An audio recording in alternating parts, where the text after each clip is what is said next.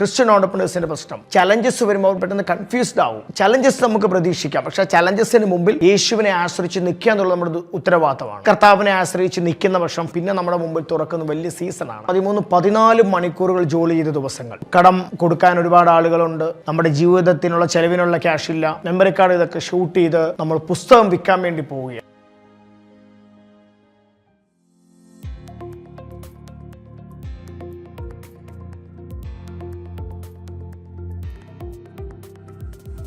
അപ്പോൾ നമ്മൾ ഈ എപ്പിസോഡിൽ പഠിക്കുന്നത് നമ്മുടെ ഈ പുസ്തകത്തിൻ്റെ കൂടെയുള്ള മെമ്മറി കാർഡിൽ നമ്മളെങ്ങനെ പുസ്തകം റെക്കോർഡ് ചെയ്തു എന്നുള്ളതാണ്. അപ്പോൾ നിങ്ങൾ ശ്രദ്ധിക്കുക, ഞാൻ ഈ സാക്ഷ്യം പറയുമ്പോൾ എൻ്റെ മെയിൻ അജണ്ട എന്ന് പറഞ്ഞാൽ ഒരു മോട്ടിവേഷണൽ സീരീസ് പോലെ ഞങ്ങൾ ചെയ്ത കാര്യങ്ങൾ പറയുക എന്നുള്ളതല്ല. ഒന്നാമത്തേത്, ദൈവത്തിൽ വിശ്വസിച്ച് ഇറങ്ങിയതാണ് ബിസിനസ്സിന്. കർത്താവ് വ്യക്തമായി സംസാരിച്ചിറങ്ങിയതാണ് ബിസിനസ്സിന്. പക്ഷേ എന്നിട്ടും നമ്മൾ പ്രതീക്ഷിക്കാത്ത രീതിയിലാണ് കാര്യങ്ങൾ പോകുന്നത്, അല്ലെങ്കിൽ നമ്മൾ പ്രതീക്ഷിക്കുന്ന വലിയൊരു ഫാസ്റ്റ് മൂവിങ് ഒന്നും അതിൽ കാണുന്നില്ല.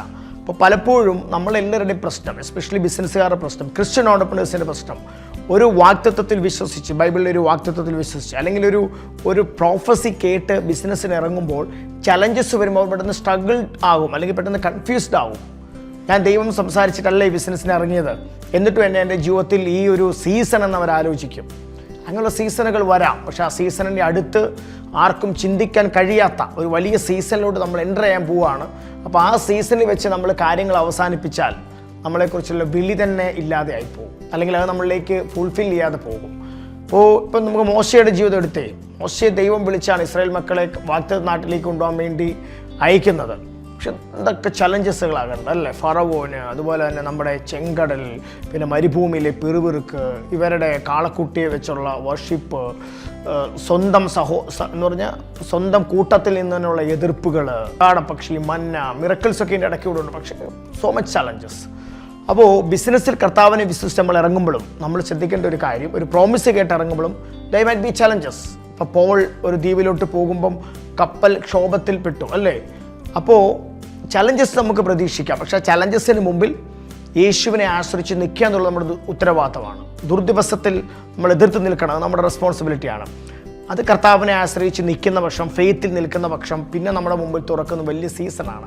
അപ്പോൾ ഞാൻ പറഞ്ഞത്, നമുക്ക് ഒരു പുസ്തകം റെക്കോർഡ് ചെയ്യാൻ ഒരു നല്ല ഓഫീസ്, ഒരു സ്റ്റുഡിയോ ഇല്ല, സ്റ്റുഡിയോയ്ക്ക് നമുക്ക് പൈസ കൊടുക്കാൻ പേയ്മെൻ്റ് ഇല്ല.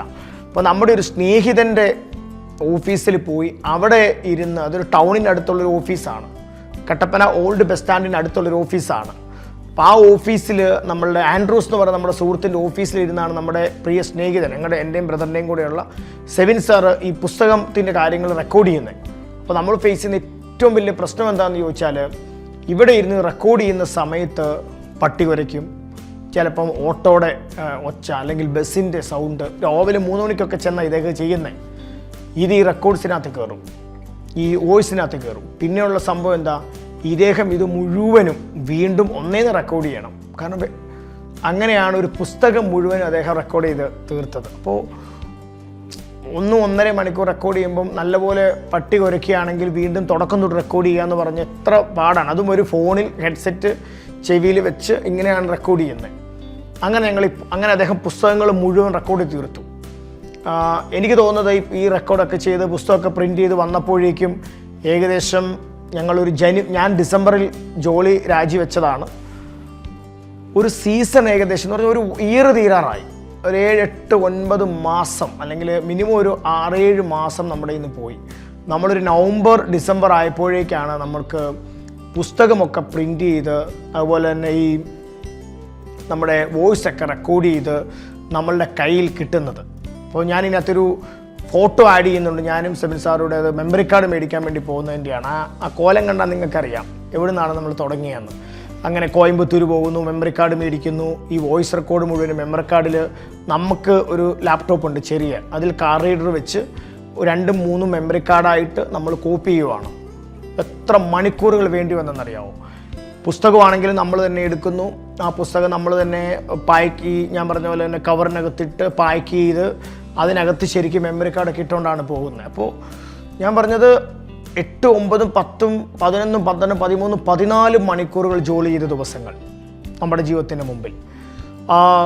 കടം കൊടുക്കാൻ ഒരുപാട് ആളുകളുണ്ട്, നമ്മുടെ ജീവിതത്തിനുള്ള ചെലവിനുള്ള ക്യാഷ് ഇല്ല, സെബിൻ സാർ മാരീഡ് ആയതുകൊണ്ട് തന്നെ അദ്ദേഹത്തിന് വീട്ടിൽ കുഞ്ഞുങ്ങൾക്ക് ഫുഡ് കൊടുക്കണം, അങ്ങനെയുള്ള ആവശ്യങ്ങൾ, അങ്ങനെ വലിയ ചലഞ്ചസ് ഞങ്ങൾ ഫേസ് ചെയ്യുകയാണ്.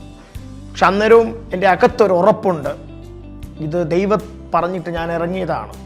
അതുകൊണ്ട് ഈ സീസൺ മാറി ഒരു പുതിയ, അല്ലെങ്കിൽ ഈ കാലമൊക്കെ കഴിഞ്ഞ് ഒരു ബ്ലെസ് ആകുന്ന, അല്ലെങ്കിൽ ക്രിസ് ക്രോസ് നേഷൻസ് എന്ന് പറയുന്ന ഒരു സമയം വരും എന്നൊരു ഉറപ്പുണ്ടായിരുന്നു. അതുകൊണ്ട് ഞാൻ ബിസിനസ് ചെയ്യുന്ന ആളുകളോട് പറയുകയാണ്, യങ്സ്റ്റേഴ്സിനോട് പറയുകയാണ്, അല്ലെങ്കിൽ ഓൺടർപ്രണേഴ്സിനോട് പറയുകയാണ്, ചലഞ്ചസ് വരാം, പക്ഷേ ആ ചലഞ്ചസിൽ പിടിച്ചു നിൽക്കാൻ നമുക്ക് കഴിഞ്ഞെങ്കിൽ, ദൈവത്തെ ആശ്രയിച്ച് പിടിച്ചു നിൽക്കാൻ നമുക്ക് കഴിഞ്ഞെങ്കിൽ 100% ഞാൻ ഉറപ്പ് പറയാം, ഒരു അടുത്ത സീസണിലേക്ക് നമ്മൾ ചെല്ലും. അങ്ങനെ നമ്മൾ ഈ പുസ്തകമൊക്കെ പാക്ക് ചെയ്ത്, അതുപോലെ നമ്മുടെ ഈ മെമ്മറി കാർഡ് ഇതൊക്കെ ഷൂട്ട് ചെയ്ത് നമ്മൾ പുസ്തകം വിൽക്കാൻ വേണ്ടി പോവുകയാണ്. അപ്പോൾ നമ്മൾ പ്രതീക്ഷിക്കുന്നത് നേരെ സ്കൂളുകളിലേക്ക് ചെല്ലുന്നു, ഈ പുസ്തകത്തിൻ്റെ മഹാത്മ്യത്തെക്കുറിച്ച് പറയുന്നു, നിങ്ങൾ വിറ്റോളം പറയുന്നു, നമ്മൾ സ്കൂളിൽ കയറുന്നു, പുസ്തകം കൊടുക്കുന്നു, ക്യാഷ് വരുന്നു, നമ്മളുടെ കടങ്ങളൊക്കെ തീർക്കുന്നു, അതിന് വളർന്ന് പോകും.